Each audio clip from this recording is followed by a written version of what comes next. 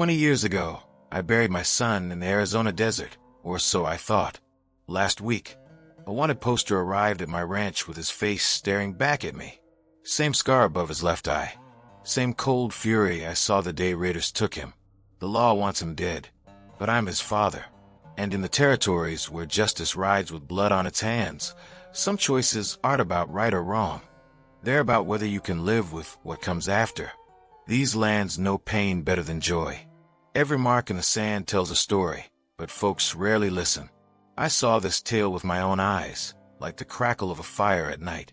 The shadows of the past don't leave. You'd best listen close. Out here, it's the only way to survive. Arizona Territory, October 1883. The wind carried dust across the broken Mesa Ranch like whispers of the dead. Constant, relentless, never giving peace. Samuel Garrett stood on his porch at dawn, watching the horizon bleed red and gold, the same colors he'd watched 20 years ago when the Comancheros came. His hands, gnarled by decades of rope and leather, gripped the wooden rail tight enough to leave splinters. At 62, his body was failing him slowly, knees that screamed with every step, shoulders that carried invisible weight. But his eyes remained sharp as the day he first rode into this godforsaken land. The ranch had been his sanctuary and his prison. 500 acres of scrub brush, red rock, and cattle that somehow survived where nothing else could. His wife Margaret had died giving birth to their only son Thomas, leaving Samuel to raise the boy alone in a land that showed no mercy to weakness. He tried to be both mother and father, tried to teach the boy honor and strength. But the desert had its own lessons, harder ones, carved in blood and loss. Thomas had been 7 when the raiders came. Samuel still remembered every detail. The way the boy's laughter had cut off mid-sound, the thunder of hooves, the acrid smell of gunpowder mixing with dust. Samuel had fought like a demon, killed 3 men before a rifle, but to his skull sent him into darkness. When he woke, Thomas was gone. They'd taken him along with the horses, disappearing into the Badlands, where even the cavalry feared to follow. For 5 years, Samuel searched. He rode to every outlaw camp, every Apache village, every trading post from Tucson to Santa Fe. He followed rumors like a man possessed, spending every dollar he had, every ounce of strength. But the desert kept its secrets well. Eventually, the trail went cold. The territorial marshal told him to accept it. The boy was likely dead, sold to Comancheros deeper into Mexico, or raised as one of them. Samuel built a small cross on a hillside overlooking his ranch and tried to grieve for a body he'd never found. But the dead have a way of refusing to stay buried. Yesterday, a federal marshal named Clayton Reeves had ridden onto his property with a wanted poster. The paper was weathered, the ink faded in places, but the face was unmistakable. Thomas Garrett, 27 years old, wanted for murder, armed robbery, and the killing of a U.S. Marshal in New Mexico Territory. Reward, $500 dead, $1,000 alive. And there, above the left eye, was the scar. The same mark Thomas had gotten falling from a horse when he was 5. The scar Samuel had kissed 1,000 times. "Your boy's riding with the Deacon's gang," Reeves had said, his voice flat and professional. "Meanest bunch of cutthroats this side of the Rio Grande. They hit the bank in Silver City last month, killed 6 people, including Marshal Davies. Your son put the bullet in him." Reeves had paused, studying Samuel's face for reaction. "I'm telling you this as a courtesy, Garrett. If the law catches up to him, he'll hang. If the bounty hunters get him first, he'll die slower." Samuel had said nothing. What could he say? That the boy in the poster wasn't his son, but what the desert had made of him. That somewhere beneath the killer's eyes might still live the child who'd once cried over an injured rabbit. Now, as the sun climbed higher, Samuel made his decision. He walked into his small ranch house, rough-hewn boards and fading memories, and pulled an old trunk from beneath his bed. Inside lay his gun belt, the Colt revolver he'd carried during his own wild years, and a deputy's star he'd earned and abandoned long ago. He'd left that life behind when Thomas was born, promised Margaret's grave he'd be a better man. But some promises, he now understood, were meant to be broken for greater causes. Samuel strapped on the gun belt. The weight felt foreign and familiar at once, like greeting an old enemy. He loaded the Colt with steady hands, each bullet sliding home with quiet finality.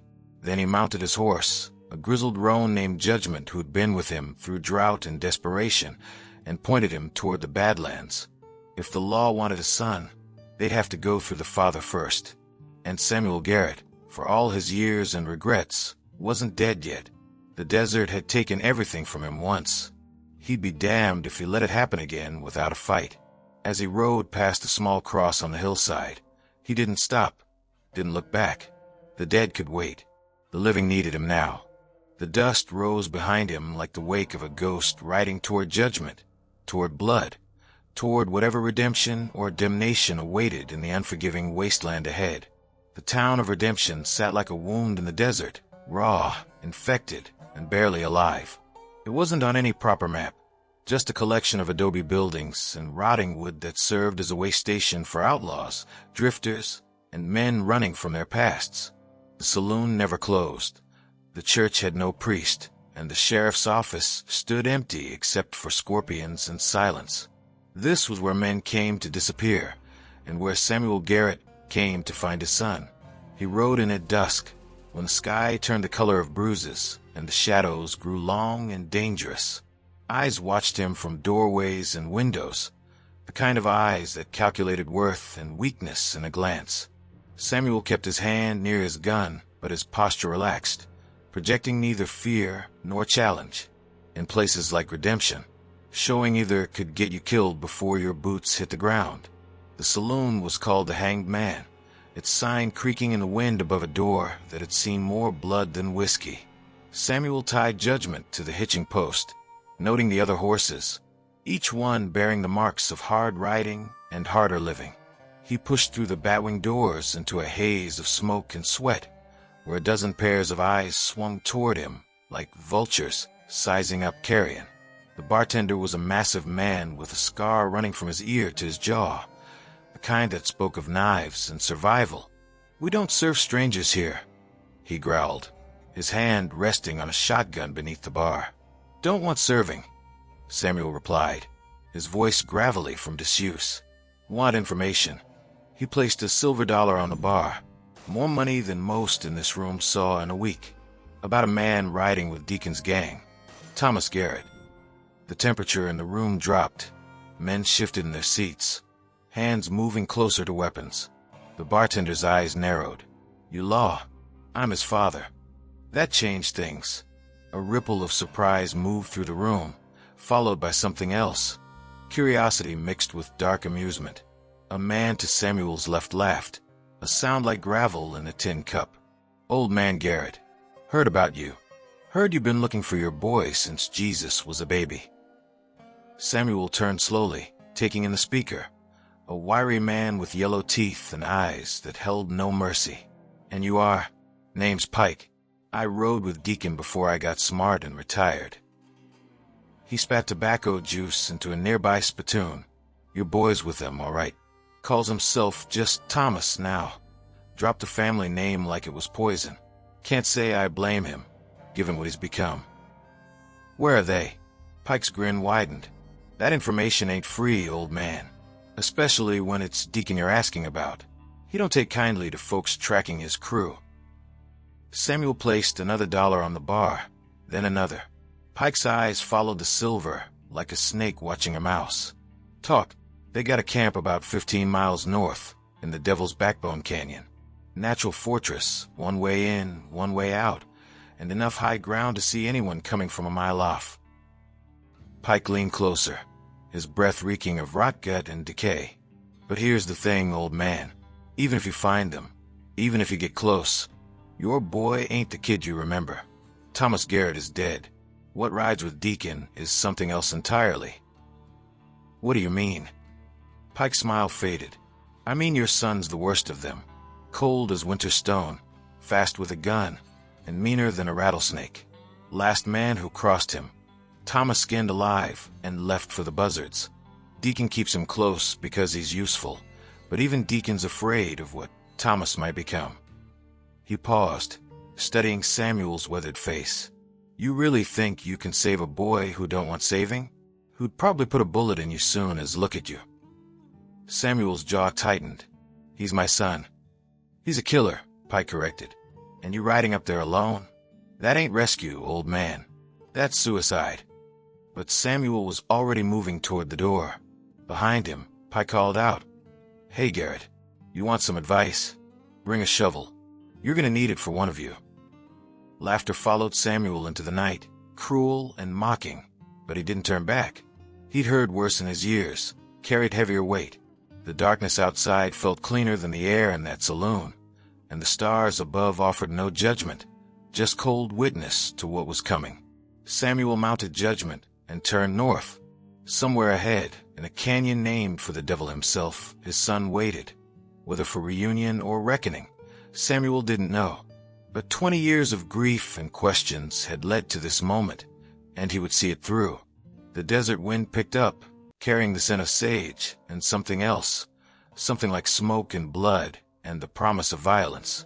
As Samuel rode through the darkness, he thought of Margaret, of promises made to her grave, of the weight of fatherhood that never truly ended no matter how many years passed or how far a child strayed. He'd failed Thomas once by letting the raiders take him. He wouldn't fail again, even if redemption meant damnation, even if saving his son meant losing himself. The canyon waited ahead like an open mouth, ready to swallow them both. Devil's Backbone Canyon earned its name honestly, a jagged slash in the red rock that curved like a spine, narrow and treacherous, with walls that rose 200 feet on either side.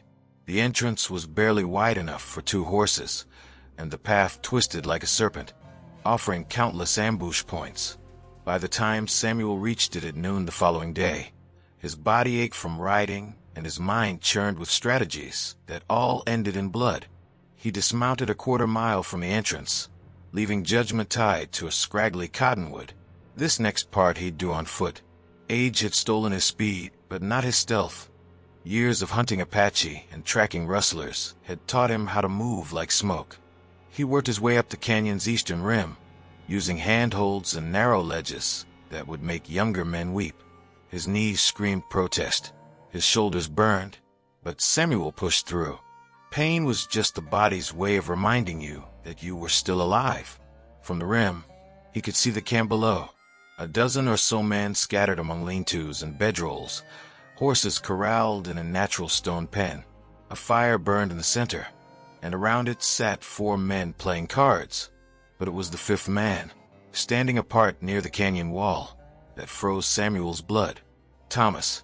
Even from this distance, even after 20 years, Samuel knew him. The way he stood, weight shifted to his left side, the same stance he'd had as a boy.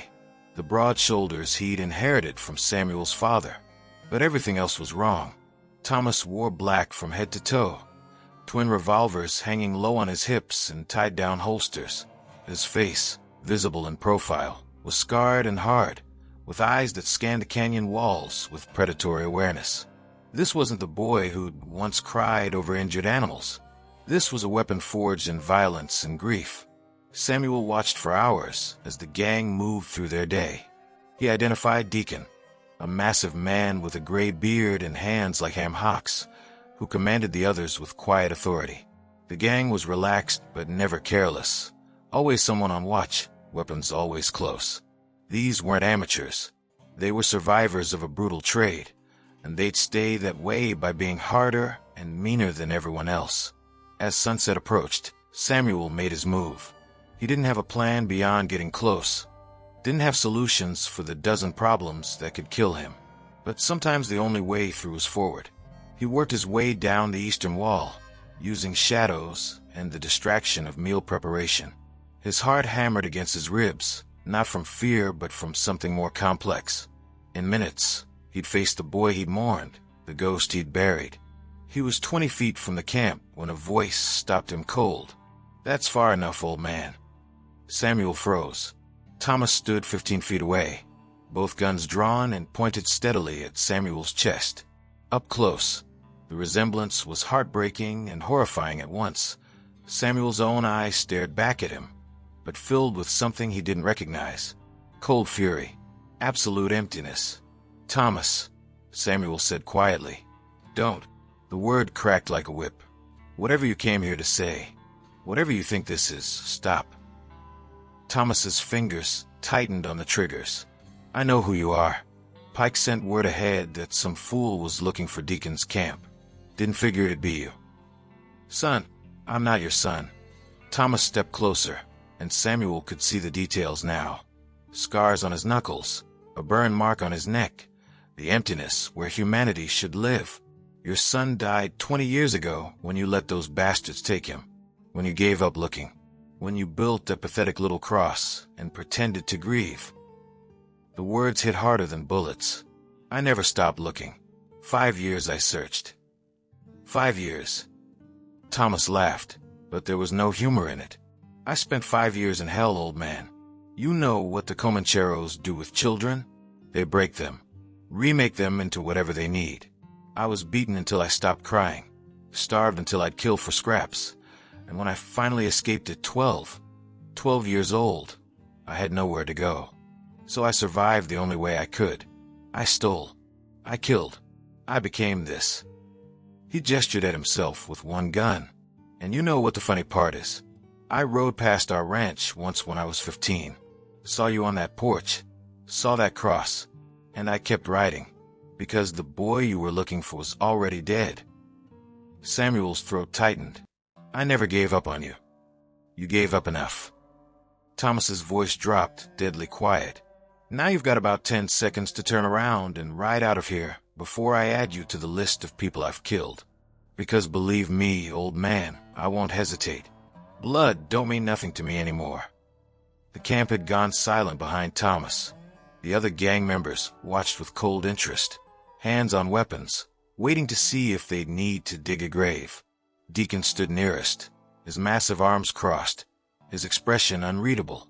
Samuel didn't move, didn't draw his weapon. He just looked at his son, really looked, past the scars and anger, searching for anything familiar. You remember your mother's name? Thomas blinked, the first crack in his armor. What? Margaret. You were too young to remember her, but I told you stories every night. She loved horses and hated storms. She sang to you when you couldn't sleep. Samuel's voice grew softer, and she made me promise, before she died, that I'd protect you, that I'd never let you become lost. Well, you failed. But Thomas's guns lowered slightly, just an inch. I know, Samuel said, and I've lived with that failure every day since. But I'm here now, and I'm not leaving without you. Thomas raised his guns again. Then you'll die here. Maybe. Samuel's hand moved slowly to his own weapon, not drawing, just resting on the grip. But before that happens, answer me one thing. In 20 years of running and killing and surviving, have you ever once felt at peace? The silence stretched thin as a razor's edge. Thomas's jaw clenched, his eyes burning with something that might have been pain. Peace is for dead men. Or saved ones, Samuel replied. And you're not too far gone for saving. Not yet. Behind Thomas, Deacon laughed, a deep rumbling sound. Hell, boy, your old man's got stones. I'll give him that. He stepped forward, massive and intimidating. But he's also right about one thing. You ain't been right since you joined up. Meaner than necessary. Kill when you don't need to. Like you're trying to bleed something out that won't leave. Deacon studied Samuel, then Thomas. Maybe what you need ain't in this canyon after all. Thomas's hand shook, barely visible, but Samuel saw it. 20 years of rage and survival warring with something buried deeper. Finally, he holstered his guns, the movement sharp and angry. You've got until dawn to leave. After that, I won't stop the boys from hunting you down. Samuel nodded slowly. It wasn't acceptance, but it wasn't a bullet either. And in the violent mathematics of the West, that counted as progress. I'll be camped at the canyon entrance. When you're ready to talk, I'll be there. Don't hold your breath, old man. But as Samuel walked away, back toward the canyon's mouth and the gathering darkness, he heard something that gave him hope. Thomas's voice, barely audible. How'd you find me? Samuel stopped but didn't turn. A father always finds his son, one way or another. Then he disappeared into shadow, leaving his son standing in firelight, surrounded by killers, but suddenly, terribly alone. Samuel didn't sleep that night. He sat against a boulder at the canyon entrance, his rifle across his knees, watching stars wheel overhead in their ancient patterns. The cold bit deep into his bones, but he'd barely noticed. His mind churned through decades of memory and regret. Margaret's face when she placed their newborn son in his arms, Thomas's laughter as a child, the screams when the raiders came. Every decision he'd made had led to this moment, and he couldn't tell if it was redemption or damnation he was courting. Dawn came slowly, painting the canyon walls in shades of blood and gold. Samuel heard the footsteps before he saw their owner, the careful placement of boots on stone, the rhythm of someone trained in violence. Thomas emerged from the canyon mouth alone, his hands empty of weapons, but his body coiled tight with tension. He looked like he hadn't slept either. For a long moment, neither spoke. They stood 20 feet apart, two men bound by blood and separated by decades of pain. Finally, Thomas broke the silence. Why now? Why after 20 years come looking for me? Samuel reached slowly into his coat. Thomas's hand twitched toward his gun and pulled out the wanted poster. He held it up, letting the morning light illuminate his son's face, staring back from the paper. Federal Marshal brought this to my ranch 3 days ago. Said you killed Marshal Davies in Silver City. Said the law would hang you or bounty hunters would bring you in dead. Thomas's expression didn't change. And you thought what? That you'd ride out here and talk me into surrendering? Into letting them put a noose around my neck? I thought I'd warn you. Give you a chance to run, to disappear. Samuel folded the poster carefully. And maybe, if you'd let me, understand what happened to the boy I lost. The boy you lost. Thomas's laugh was harsh. You want to understand? Fine. He paced like a caged animal, words spilling out with 20 years of poison behind him. After the Comancheros took me, they traded me to a Apache war chief named Broken Knife. He wanted a son, but not to raise, to break. Every day for a year, I was beaten until I could fight back. When I finally did, when I put a knife in another boy's gut to survive, Broken Knife smiled, said I was ready. Samuel's grip tightened on his rifle, but he stayed silent. Ready for what, you ask? To raid. To kill. I was 9 years old the first time I helped burn a homestead. Watched families die. And you know what the worst part was? After a while, I stopped feeling anything. The screaming just became noise. Thomas stopped pacing, facing Samuel directly. I escaped when I was 12. Stole a horse and rode for days. Should have come home then. Should have found you. But I was covered in blood, other people's blood, and I didn't know if you'd even want me back. So I survived the only way I knew how. By becoming what they made you, Samuel said quietly. By becoming what I needed to be. Thomas's voice rose. You think I wanted this? You think I chose to be a killer? But that's what works out here. That's what keeps you alive. And every man I've killed, every law I've broken, that's on me now. Can't wash it off, can't take it back. Samuel stood slowly, his old bones creaking. You're right, you can't take it back. But you can stop. You can choose something different. Like what? Redemption. Thomas spat the word like it tasted foul. There's no redemption for men like me. Only bullets and ropes. Then run. Go to Mexico, California, anywhere the law can't reach. Start over. And you, Thomas challenged. You just let me go. Wouldn't try to convince me to turn myself in, face justice. Samuel shook his head. Justice is a luxury when you're trying to survive. I learned that a long time ago. He paused, choosing his next words carefully. But I also learned that no man is so far gone he can't find his way back. If you want to run, I'll help you. If you want to fight, I'll stand with you. And if you want to keep riding with Deacon's gang, his voice caught, then I'll mourn the son I lost twice. Thomas's facade cracked.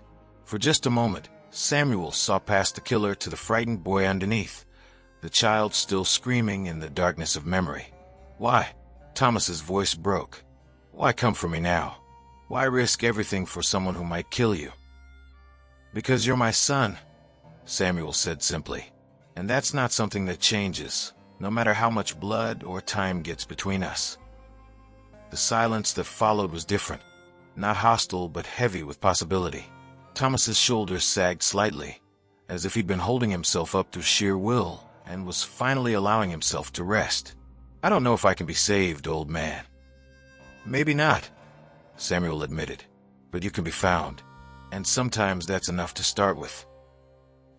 Before Thomas could respond, a shout echoed from the canyon. They both spun to see riders pouring out, not Deacon's gang, but others, at least 20 men bristling with weapons. At their head rode Marshal Reeves, his badge catching the morning sun. Thomas Garrett. Reeves's voice boomed across the canyon mouth. You're surrounded. Surrender now and we'll take you alive. Thomas's hands flew to his guns, his face transforming back into the killer's mask. But Samuel stepped between him and the approaching lawman, his own rifle raised. What are you doing? Thomas hissed. Giving you a choice, Samuel replied. Run or fight, but choose fast. The lawmen were close now, spreading out in a semicircle. Behind them, Samuel could see Deacon's gang emerging from the canyon, caught between the law and escape. This was about to become a bloodbath.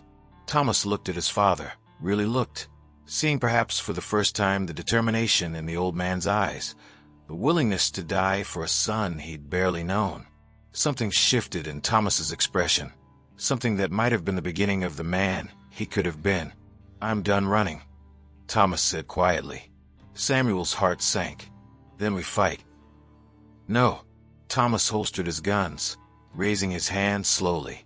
I mean, I'm done running from who I am, from what I've done.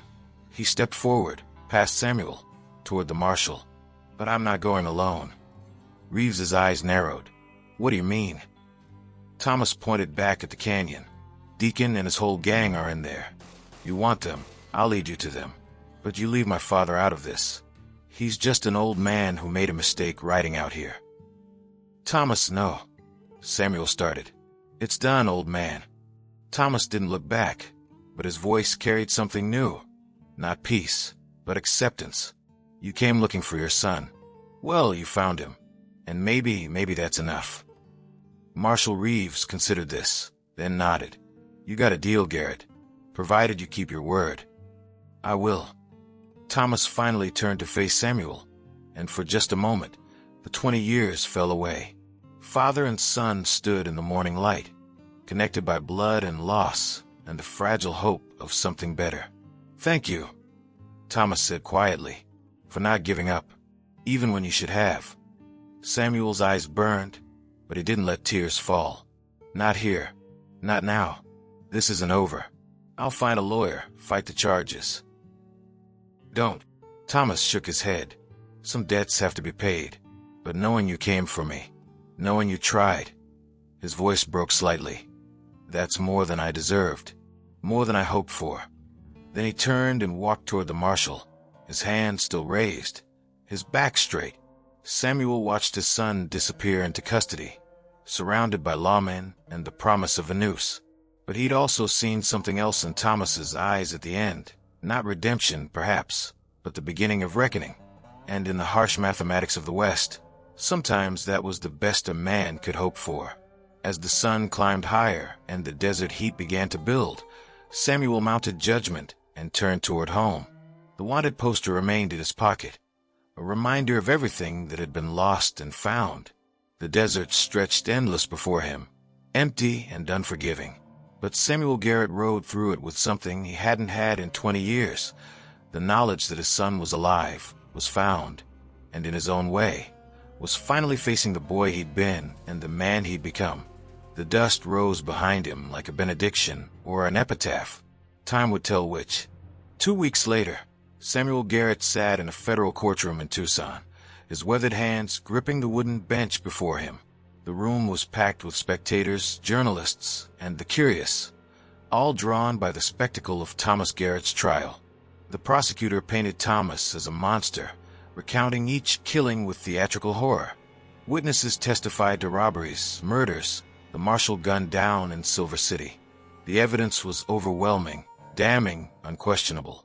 But Samuel watched his son through it all, and what he saw gave him something unexpected dignity. Thomas sat straight in the defendant's chair, not defiant, but not broken either. He answered questions honestly, admitted to crimes without excuses, and when asked if he felt remorse, he paused for a long moment before speaking. "I can't undo what I've done," Thomas said, his voice carrying across the silent courtroom. "I can't bring back the dead or erase the pain I've caused. But I can stand here and admit what I am, a man who made terrible choices, who let darkness consume him." He looked directly at the jury. "I don't ask for mercy. I ask that you understand how a boy taken from his father, broken and remade into a weapon, might lose his way. And I ask that you let my father go home knowing he tried to save someone who maybe couldn't be saved." The jury deliberated for less than an hour, guilty on all counts. The judge, a severe man named Harrison with no patience for outlaws, sentenced Thomas to hang in 3 days' time. The gallery erupted in approval, but Samuel sat frozen, the words echoing in his mind like gunshots. 3 days. After 20 years of searching, he had 3 days left with his son. That night, Samuel was granted permission to visit Thomas in his cell. The jail was small, cramped, smelling of unwashed bodies and despair. Thomas sat on a narrow cot, his hands shackled, his face illuminated by a single lamp that cast dancing shadows on the stone walls. "You shouldn't have come," Thomas said without looking up. Samuel pulled a stool close to the bars. "Where else would I be? Home, ranch, anywhere but watching your son wait to die." Thomas finally raised his eyes, and Samuel saw exhaustion there, not just physical, but the bone-deep weariness of a man who'd been running his entire life. "You did your part, old man. You found me, gave me a chance. Can't ask for more." "I can ask that you not give up," Samuel replied. "I've been talking to lawyers, territorial officials. There might be grounds for appeal, for clemency." "Stop." Thomas's voice was gentle but firm. "We both know how this ends. I killed a federal marshal. There's no coming back from that." He shifted on the cot, chains clinking. "But I need you to understand something. These last 2 weeks, knowing you were out there fighting for me, it's the first time in 20 years I've felt like I mattered to someone. Like I was more than just a killer or a wanted poster." Samuel's throat tightened. "You've always mattered. Every single day. I know that now." Thomas smiled slightly, the expression transforming his hard features into something younger, softer. "And it helps. When I walk up those gallows steps, I'll know someone mourned the boy I was and tried to save the man I became. That's more than most men get." They talked through the night, carefully at first, then with growing ease. Samuel told stories of Margaret, of their early days on the ranch, of the dreams they'd had for their son. Thomas shared fragments of his life, the moments of humanity he'd clung to even in darkness. Neither man pretended the past could be changed, but in the telling, they found something precious: connection, understanding, the fragile beginning of peace. As dawn approached, Samuel asked the question that had haunted him for 20 years. "Did I fail you as a father?" Thomas considered this carefully. "You failed to protect me. That's true, but you never failed to love me. Even when I was gone, even when I became this." He gestured at his shackles. "You came looking. That counts for something. Maybe everything." The jailer came then, saying visiting hours were over. Samuel stood slowly, his body protesting after a night on a hard stool. Thomas stood too, as much as his chains allowed, and for a moment they reached toward each other through the bars. Their hands clasped, old and young, father and son, bridging the gap of 20 years with a single touch. "I'm proud of you," Samuel said, the words he'd never gotten to speak when Thomas was a boy. "Not for what you did, but for standing up at the end, for taking responsibility, for becoming something more than what they made you." Thomas's eyes glistened. "Thank you, Pa." It was the first time he'd used that word since he was 7 years old, and it hit Samuel like a physical blow. "For not giving up on me, for being here now." Samuel nodded, not trusting his voice. Then he turned and walked out of the jail. into the pale dawn light of a day he'd never wanted to see. 3 days until the hanging. 3 days to say goodbye to a son he'd only just found. The gallows stood in Tucson's Central Plaza like a monument to justice and inevitability. The crowd gathered early. Hundreds of people drawn by morbid curiosity, by the promise of witnessing an outlaw's end. Samuel Garrett stood in the front row, his face carved from stone, his eyes never leaving the platform where his son would die. Thomas was led out at precisely noon, his hands bound behind him, his steps steady. He'd refused a hood, wanting to face death with open eyes. As he climbed the steps, he scanned the crowd and found his father. Their gazes locked, and Thomas nodded once, acknowledgement. Thanks, farewell. The hangman adjusted the noose around Thomas's neck. A priest read final rites. The judge asked if Thomas had any last words. "I do," Thomas said, his voice carrying across the plaza. "I've killed men, stolen from the innocent, caused suffering I can never repair. I don't ask for forgiveness. I don't deserve it. But I ask that my father, Samuel Garrett, not carry the weight of my choices. He came looking for his son in the wilderness. He found a killer instead, but he loved me anyway. And that love," his voice cracked slightly, "that love gave me something I thought I'd lost forever. Hope that I was more than my worst acts. Hope that somewhere inside, the boy he lost still existed." Thomas paused, tears streaming down his scarred face. "I'm done running, done hiding. I faced this death knowing I was loved, I was searched for, I was worth saving even when I couldn't save myself. And maybe," he looked directly at Samuel, "maybe that's enough redemption for one broken soul." The plaza had gone silent. Even the hardened lawmen looked away, uncomfortable with such raw honesty. Samuel felt his own tears fall freely now, unashamed, grief and pride warring in his chest. The judge nodded to the hangman. "Proceed." "Wait," a voice rang out. Marshal Reeves pushed through the crowd, a paper clutched in his hand. He mounted the gallows steps 2 at a time, handing the document to the judge. "Telegram from the territorial governor. Just arrived." Judge Harrison read quickly, his eyebrows rising. The crowd murmured, restless and confused. Finally, Harrison looked up at Thomas. "It appears, Mr. Garrett, that your cooperation in capturing Deacon's gang, all 12 members now in custody, has earned you consideration. The governor has commuted your sentence to 20 years hard labor at Yuma Territorial Prison." A roar went up from the crowd, some angry at being denied their spectacle, others relieved. Samuel's knees nearly buckled. 20 years was still a lifetime, but it was life. His son would live. Thomas looked stunned, the noose still around his neck. "I don't understand." "Seems your testimony led to the capture of some of the territory's most wanted criminals," Reeves explained. "The governor decided that was worth something. You'll spend the next 20 years in Yuma, and if you survive, if you prove yourself, you might see freedom again." The hangman removed the noose. Thomas's legs gave out, and guards had to hold him upright. He looked at Samuel through the crowd, and the old man saw something miraculous on his son's face, the beginning of hope. 3 years later, Samuel Garrett made the long journey to Yuma Territorial Prison. The place was a hellhole, brutal heat, brutal men, brutal conditions. But Thomas had survived. More than survived.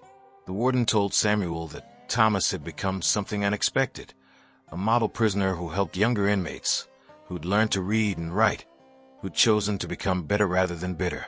Samuel sat across from his son in the visiting room, separated by iron bars, but closer than they'd been in decades. Thomas had aged, hard labor did that, but his eyes were clearer, more alive. They talked about the ranch, about plans for when Thomas's sentence ended. They talked about Margaret, about forgiveness, about second chances. "I dream about it sometimes," Thomas said quietly. "Walking free on the ranch. Honest work. Simple life. Think there's room for an ex-convict on Broken Mesa." Samuel smiled, his weathered face creasing deeply. "There's room for my son. There's always been room for my son." On the long ride home, Samuel stopped at the hillside cross he'd built 20 years ago. He stood before it in the fading light, thinking of all the years of grief, of searching, of loss. Then, slowly, he pulled the cross from the earth. His son wasn't dead. His son was found. And in 17 years of patience and faith, Thomas Garrett would come home. The desert wind whispered across Broken Mesa as Samuel buried the cross in the backyard. Tomorrow he'd plant something living there instead. Something that would grow and thrive under the Arizona sun. Something that would still be there when his son finally walked free. The dust settled slowly around him as night fell. Samuel Garrett stood alone on his land, looking toward a future he'd once thought impossible. His son lived. His son would return. And maybe, just maybe, the desert that had taken everything from them would finally give something back. In the distance, a coyote howled, but it didn't sound like death anymore. It sounded like a beginning. See you around, my friend. I've got another story for you.